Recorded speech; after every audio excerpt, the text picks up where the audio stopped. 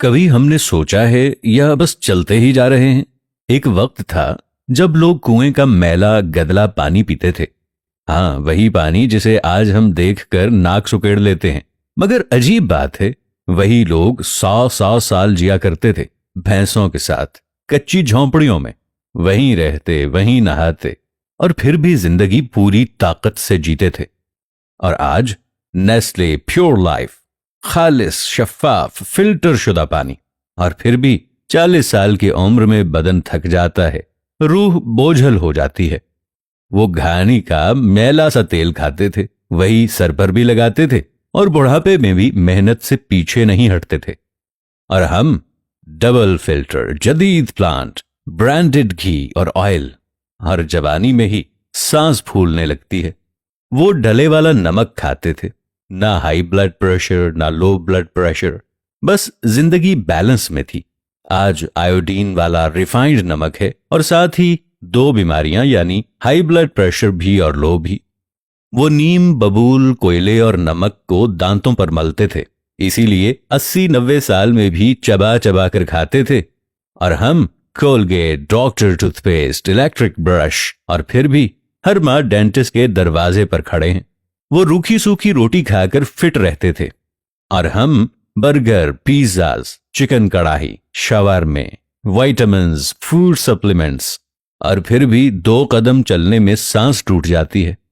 वो कम पढ़े लिखे थे मगर जाहिल नहीं थे, और आज डिग्रियों का अंबार है मगर सोच खाली है, बर्दाश्त बिल्कुल खत्म और हिकमत तो नापैद है। उस दौर में हकीम नब्ज पकड़ता था और बीमारी बोल उठती थी।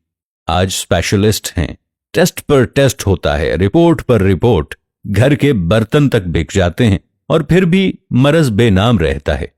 वो गुड़ की मिठाइयां बेखौफ होकर खाते थे, आज मिठाई का नाम सुनकर शुगर याद आ जाती है।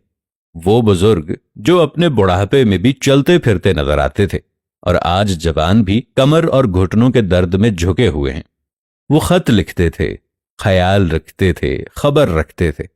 आज मोबाइल फोन है, इंटरनेट है, सोशल मीडिया है, मगर रिश्ते ऑनलाइन होकर भी ऑफलाइन हैं। वो गरीब थे मगर पूरा लिबास पहनते थे। आज जितना आदमी अमीर होता है, लिबास उतना ही कम होता जाता है। बात तो यह है कि मसला पहले और अब का नहीं है, सवाल यह है कि हम आखिर खड़े कहां हैं। हमने तरक्की के नाम पर अपनी जड़ें काट दी, तहजीब के शौक में अपनी शनाख्त छोड़ दी।